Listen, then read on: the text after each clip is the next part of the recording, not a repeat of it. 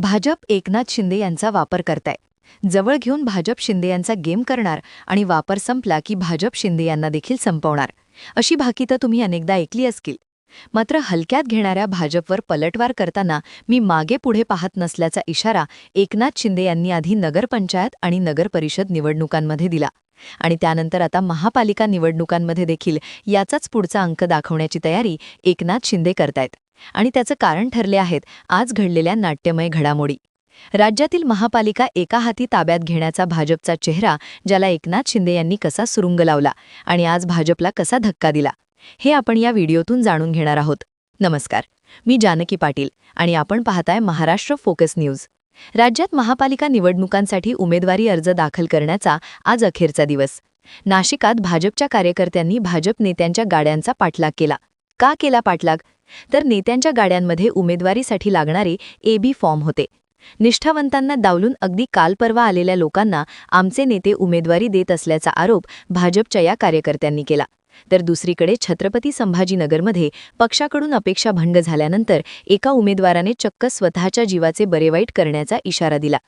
पुण्यामध्ये तर आक्रीत घडलं. एका महिला उमेदवाराचा फॉर्म चोरीला गेला आणि ती महिला धाय मोकलून रडू लागली. निवडणुकीत हा सगळा राडा सुरू असताना गृहीत धरणाऱ्या भाजपला एकनाथ शिंदेंनी 1-2 नव्हे तर तब्बल 15 शहरांमध्ये दणका दिलाय. केंद्रात सत्ता, राज्यात देखील मुख्यमंत्री आणि सगळ्याच पक्षांतून जोरदार इन्कमिंग. यामुळे स्थानिक पातळीवर झालेली नेत्यांची गर्दी, या सगळ्यामुळे जागा वाटपात भाजपचा होरा काहीसा वेगळाच होता. आम्ही देणार तेवढ्या जागा तुम्ही घ्यायच्या, अशी भाजपची शिवसेनेकडून असलेली अपेक्षा. पण बार्गेनिंगमध्ये मागे राहतील ते एकनाथ शिंदे कसले? आज जागा वाटपाच्या अखेरच्या दिवशीही भाजपने खेळवट ठेवल्यामुळे शिवसेनेचा एक शिलेदार मीडियासमोर येऊ लागला आणि बघता बघता 15 शहरांमध्ये युती तोडण्याची घोषणा केली.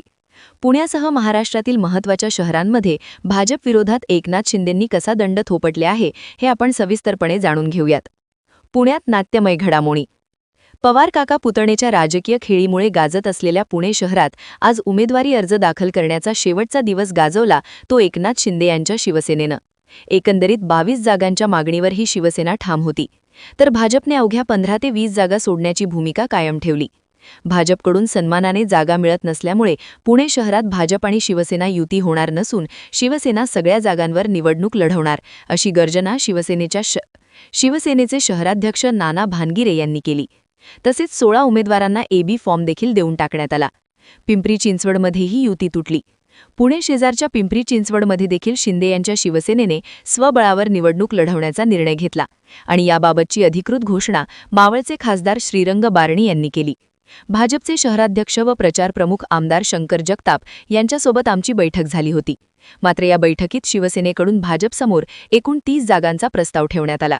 भाजपकडून हा आकडा आधी 16, त्यानंतर 13 आणि अखेरीस 10 जागांवर आणण्यात आला. थेट एकूण 30 जागांवरून 10 जागांवर येण्याचा भाजपचा प्रस्ताव शिवसेनेला मान्य नसल्यामुळे इथून आम्ही माघार घेत आहोत, असं बारणे यांनी जाहीर केलं. पुणे आणि पिंपरी चिंचवडमध्ये युती तुघल्यानंतर नाशिकमध्ये देखील काही वेगळी स्थिती नव्हती. नाशिकमध्ये भाजपला बाजूला ठेवून चक्क दादा आणि भाई एकत्र आले. मी हे शहर दत्तक घेतोय असं काही वर्षांपूर्वी मुख्यमंत्री देवेंद्र फडणवीस म्हणाले होते. मात्र मुख्यमंत्र्यांच्या या आवडत्या शहरातही भाजप शिवसेनेची युती होऊ शकली नाही. नाशिक महापालिकेसाठी भाजप, शिवसेना आणि राष्ट्रवादीच्या नेत्यांनी एकत्रित येत जागा वाटपासाठी बैठका सुरू केल्या होत्या. शिवसेनेने 45 तर राष्ट्रवादीने 30 जागांची मागणी केली होती. परंतु या मागणीनंतर भाजपने मित्रपक्षांना सोबत घेत चर्चा सुरू होती ती थांबवली.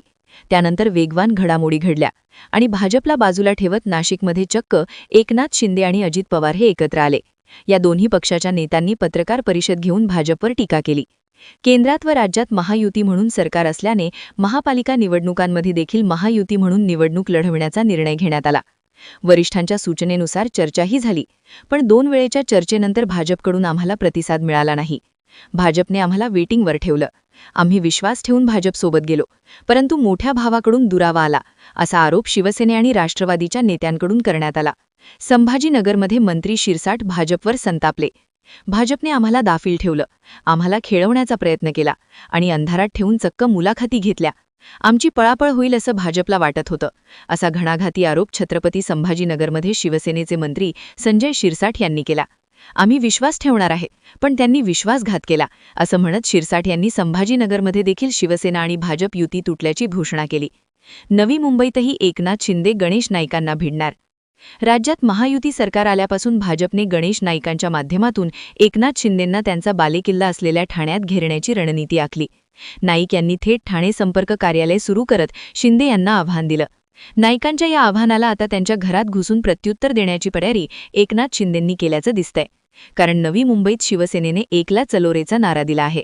शिवसेनेचे खासदार नरेश म्हस्के यांनी पत्रकारांसमोर याबाबतची घोषणा केली आहे. एकीकडे शिंदेंच्या शिवसेनेचे एक करत अनेक नेते युती तोडण्याची घोषणा करत असताना उदय सामंत पुण्यात आले आणि त्यांनी मात्र एक वेगळीच भूमिका मांडली. आम्ही अजूनही युतीसाठी तयार आहोत. अर्ज मागे घ्यायला 2-3 दिवस आहेत. यामध्ये जर तोडगा निघाला तर अजूनही युती होऊ शकते, असं उदय सामंत यांनी म्हटलं. आणि विशेषतः एकनाथ शिंदे यांच्या आदेशाने मी पुण्यात आलोय हे सांगायला देखील सामंत विसरले नाहीत. पण युती तोडण्याची घोषणा करणारे मंत्री संजय शिरसाट, ठाण्याचे खासदार नरेश म्हस्के हे एकनाथ शिंदे यांच्या आदेशाविषयी बोलले असतील असं होऊ शकत नाही. मग असं असताना उदय सामंत यांना समोरची भूमिका मांडायला शिंदे यांनी का पाठवलं असेल? तर युती होईल पण ती तुमच्या अटीवर नाही, तर आमचं म्हणणं विचारात घ्यावं लागेल. आणि ते विचारात नाही घेतलं तर संघर्ष अटळ आहे, असा मेसेज एकनाथ शिंदे यांना भाजपला द्यायचा असावा. मुंबईतही सर्वांना आश्चर्याचा धक्का. आपल्या बार्गेनिंग पॉवरने एकनाथ शिंदेंनी राजधानी मुंबईतही सर्वांना आश्चर्याचा धक्का दिला. भाजप 40-50 जागा त्यांच्या तोंडावर फेकून मारेल असं म्हणत विरोधकांकडून शिंदेंना डिवचलं जात होतं. पण शिंदेंनी शांत राहून आपली यंत्रणा कामाला लावली. शिंदेंनी एक करून ठाण्याच्या शिवसेनेचे मागच्या वेळी निवडून आलेले तब्बल 50हून अधिक नगरसेवक आपल्याकडे खेचले आणि जागा वाटपात भाजपसोबत नमत्त घ्यायला नकार दिला. त्यामुळे महासत्ता असलेल्या भाजपकडून मुंबईत 90हून अधिक जागा हिसकावून घेण्यात शिंदे यांनी यश मिळवलं. पुणे, नाशिक आणि छत्रपती संभाजीनगर असं तब्बल 40 शहरांमध्ये एकनाथ शिंदे यांची शिवसेना भाजपची 2 हात करण्यासाठी आता तयारी करतेय. आणि विरोधात भले भाजप असो, पण निवडणुकीच्या रणांगणात लढताना आपण कसलीच कसर सोडणार नसल्याचं शिंदेंनी नगर परिषद निवडणुकीत दाखवून दिलंय. सोलापूर जिल्ह्यातल्या मोळच्या नगर परिषदेत नगराध्यक्षपदासाठी भाजप आणि शिवसेना आमनेसामने होती. तेव्हा मोहोळमध्ये जाऊन शिंदेंनी मैदान गाजवलं आणि तिथले भाजपचे नेते राजन पाटलांना शिवसेनेच्या मृत्यूची जुनी फाईल ओपन करण्याचं उघड आव्हान दिलं. शिंदे यांच्या याच आवाहनानंतर मोळची निवडणूक फिरली आणि शिवसेनेच्या धनुष्यबाण चिन्हावर निवडणुकीला उभी असलेली अवघ्या 22 वर्षांची पोरगी नगराध्यक्ष झाली. त्यामुळे आता पुन्हा एकदा महापालिका निवडणुकांच्या निमित्ताने भाजपशी पंगा घेण्याचं एकनाथ शिंदेंनी ठरवलेलं दिसतंय. या लढतीत एकनाथ शिंदे वरचढ ठरतील की त्यांच्या पदरी अपयश येईल? तुम्हाला काय वाटतं? तुमचं मत कमेंट करून आम्हाला नक्की कळवा आणि आपल्या YouTube चॅनल फॉलो करायला विसरू नका.